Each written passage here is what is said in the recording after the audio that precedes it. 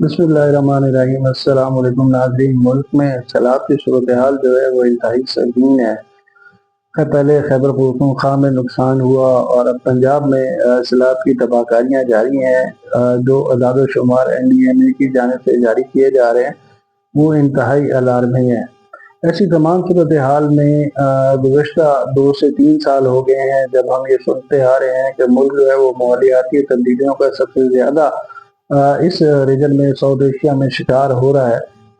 تو پھر اب تک حکومت کی جانب سے اس حوالے سے کیا اقدامات اٹھائے گئے ہیں، یہ سوال جو ہے وہ ہر جو ہے طبقے کی زبان پر ہمیں نظر آتا ہے۔ آج اپنے اس ویلاگ میں ہم اس حوالے سے بات کریں گے۔ آپ سے گزارش یہ ہے کہ یہ یوٹیوب چینل جو ہے اس کو لازمی سبسکرائب کریں، اپنے خیالات کا لازمی کمنٹس میں جو ہے وہ اظہار کریں۔ اب میں آتا ہوں آج کے موضوع کی جانب۔ آج سے تقریباً 2 یا 3 مہینے پہلے جو ہے وہ وزیر ماحولیات مصدق ملک صاحب کی جانب سے یہ کہا گیا کہ آئندہ 2 سے 3 ماہ میں مونسون کا جو ہے وہ سپیلز آئیں گے، اور ابھی اس وقت جو ہے وہ 7واں سپیل جو ہے جس کا آغاز آج سے ہو چکا ہے، اس میں شدت آتی جائے گی اور اس سے ملک میں جو ہے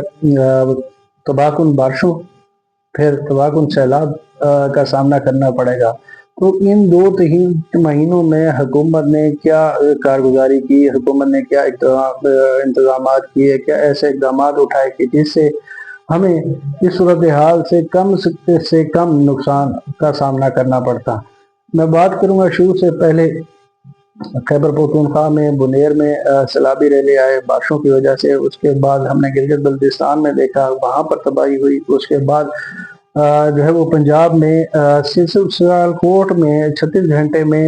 پچھلے 40 سال کی بارش کا ریکارڈ جو ہے وہ ٹوٹ گیا، اور اس بارش کے بعد جو ہے سیالکوٹ میں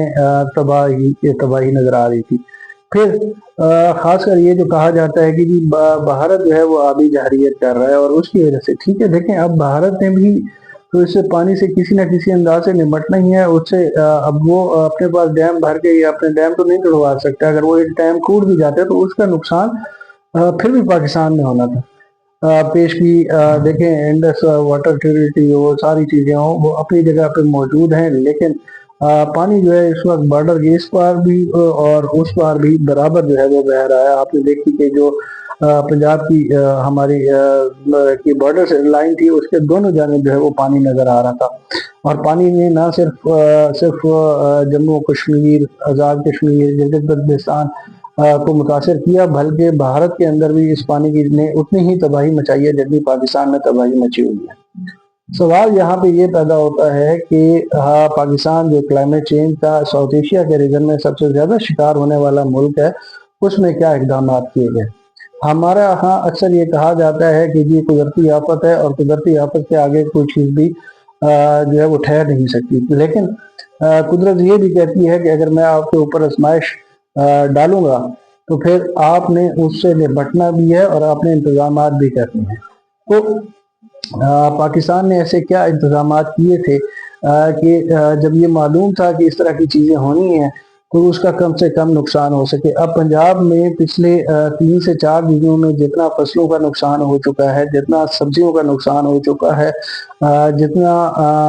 جانوروں کا نقصان ہوا ہے، اس کا نقصان کون بھرے گا، اس کا ازالہ کیسے ممکن ہوگا؟ جس ایک خاندان کا یا ایک زمیندار کا 40 سے 50 لاکھ روپے کا فصل تباہ ہوئی ہے، کیا اس کی 5 لاکھ دینے سے یا 20 لاکھ روپے دینے سے اس کا اس نقصان کا ازالہ ہو جائے گا؟ نمبر 1۔ نمبر 2، یہ نقصان تو چلیں اپنی جگہ پہ موجود ہے، اور یہ ہم ایک لمحے کے لیے کہہ سکتے ہیں کہ جی قدرت کا نظام ہے اور اس کو، لیکن جو اس کے بعد آنے والی مہنگائی ہے اس سے کیسے نپٹا جائے گا؟ سبزیوں کی قیمتیں جو ہے، جو ٹماٹر کل تک 100 روپے کا کلو کے حساب سے بک رہا تھا، وہ آج 200 روپے کلو ہو گیا ہے۔ اور خاص کر یہ جو ہماری پنجاب کی جو پٹی ہے جو اس وقت سیلاب کا شکار ہے، لاہور ہو گیا، شیخوپورہ ہو گیا، گجرانوالہ ہو گیا، وزیر آباد ہو گیا، اس علاقے میں منڈی بہودین ہو گیا، ناروال ہو گیا، یہ اب وہ علاقے ہیں کہ جہاں پہ سبزیوں کی کاشت کی جاتی تھی، اور یہاں سے پورے ملک کو جو ہے وہ سبزیوں کی سپلائی بھی ہوتی ہے۔ اور اب یہ ابھی دوسرا دن ہے کہ چیزیں مہنگا ہونا شروع ہو گئی ہیں، اور اس سیلاب کے بعد بھی ایک ٹائم لگے گا کہ ان ضروریات کو پورے کرنے کے حوالے سے ہمارے پاس بڑے چیلنجز ہوں گے۔ پھر یہ کہا جاتا ہے کہ جی آپ نے جس طریقے سے اربن مینجمنٹ ہے یا ایک اربن ڈیولپمنٹ ہے نئے شہر آباد کرنے کی جو طریقہ کار ہے، کہنے کا تو سارے اس وقت جو ہے وہ علیم خان صاحب کو جو ہے وہ ہر چیز کا لاہور میں جو پارکی سوسائٹی ہے جس طریقے سے وہ سیلاب کا شکار ہوئی ہے، چونک کا علاقہ ہے وہاں پر کس طریقے سے مختلف جو نیو میٹرو سٹی ہے، اس طرح سے بہت ساری ہاؤسنگ سوسائٹی جو ہے جو اس وقت سیلاب کے اندر ڈوبی ہوئی ہیں۔ کیا عام لوگوں کو اندازہ نہیں تھا؟ کیا عام لوگوں کو یہ نہیں پتا تھا جو وہاں پہ جا کے انویسٹمنٹ کر رہے تھے کہ ہم لوکیشن دیکھ لیں، جگہ دیکھ لیں اور یہاں پر ہماری جو انویسٹمنٹ جو ہے وہ ڈوب جائے گی؟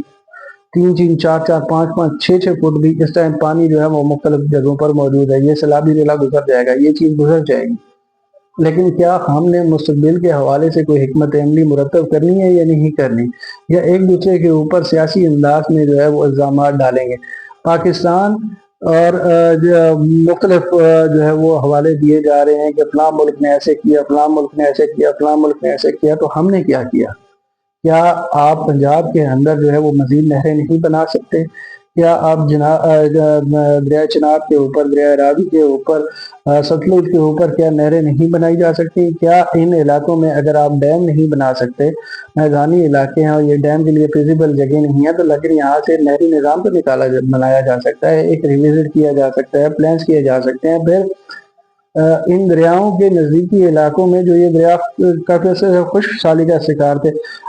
آج کل آپ ایک ویڈیو دیکھ رہے ہیں جس میں سابق وزیر اعظم عمران خان صاحب یہ کہتے ہوئے نظر آ رہے ہیں کہ یہ تو صرف دریائے راوی جو ہے وہ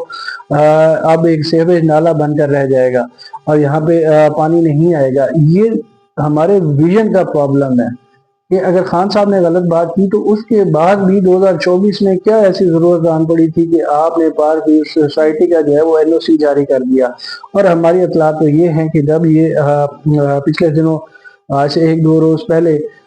یہ جب سیلابی ریلے جو ہے وہ لاہور کی طرف بڑھ رہے تھے تو یہ یہاں تک کہا گیا کہ علیم خان صاحب جو ہے وہ رات دیر گئے تک جو ہے وہ پنجاب حکومت کے ساتھ مذاکرات کرتے ہوئے اور منت اللہ کہتے رہے کہ یہ پانی جو ہے یہ بند نہ توڑے جائیں اور اس کا نقصان جو ہے وہ پارک سٹی کو ہوگا، لیکن پھر بھی حکومت نے جو ہے وہ سٹینڈ لیا اور لاہور کو بچانے کے لیے جو ہے یہ پانی چھوڑا گیا اور اس کی وجہ سے ہوا۔ لیکن بات یہ ہے کہ جب آپ اربن ڈیولپمنٹ کر رہے ہوتے ہیں تو آپ کو نہ صرف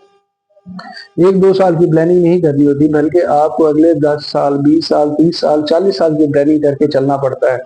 یہ کیوں ہمارے ہاں ایسا وتیرہ بن گیا ہے کہ نہ تو انتظامیہ اس کی طرف توجہ دیتی ہے اور نہ ہی ہمارے اکابرین جو حکومتی عہدوں پر بیٹھے ہوتے ہیں وہ اس طرف توجہ دیتے ہیں۔ اب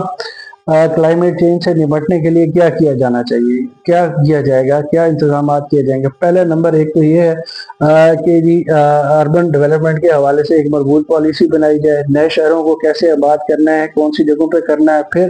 قدرتی جو پانی کی گزر گئے ہیں ان کو کھلا چھوڑ دیا جائے، وہاں پر جو ہے انکروچمنٹ نہ ہونے دی جائے، ان کا جو پرانے راستے ہیں ان کو بحال رکھا جائے۔ پھر تیسرا، آپ اپنے جو مختلف معاشی جو آباشی کے منصوبے ہیں اس کے حوالے سے کام کریں، وہ بنائے جائیں تاکہ نہریں نکالی جا سکتی ہیں اور بہت سارے طریقہ کار ہیں وہ کیے جا سکتے ہیں، ہیڈ ورکس بنائے جا سکتے ہیں، نئے ڈیمز بنانے چاہیے۔ تیسرا اور آخری جو سب سے بڑی چیز ہے کہ وہ ہے کہ جنگلات میں اضافہ کیا جائے۔ جب تک آپ جنگلات میں اضافہ نہیں کریں گے آپ ان چیزوں سے نہیں نپٹ سکتے۔ پھر اس کے ساتھ آخر میں وہ یہ ہے کہ لوگوں کے اندر لازمی اویئرنیس ڈالی جائے کہ کس طرح سے اس طرح کی قدرتی جب آفات آتی ہیں تو اس میں سے کیسے اپنے آپ کو جو ہے وہ بچانا ہے اور کس طریقے سے اپنے انتظامی جو کیپیسٹی ہے اس کو بہتر کرنا ہے۔ حکومت جب تک ان چیزوں کے حوالے سے اداروں کو مضبوط نہیں کرے گی، ان کو سہولیات نہیں دے گی، یہ معاملات جو ہے وہ ایسے رہیں گے۔ آپ سے گزارش یہ ہے کہ اپنا اور اپنے گرد و نواح میں موجود لوگوں کا خاص خیال رکھیں۔ اللہ نگہبان۔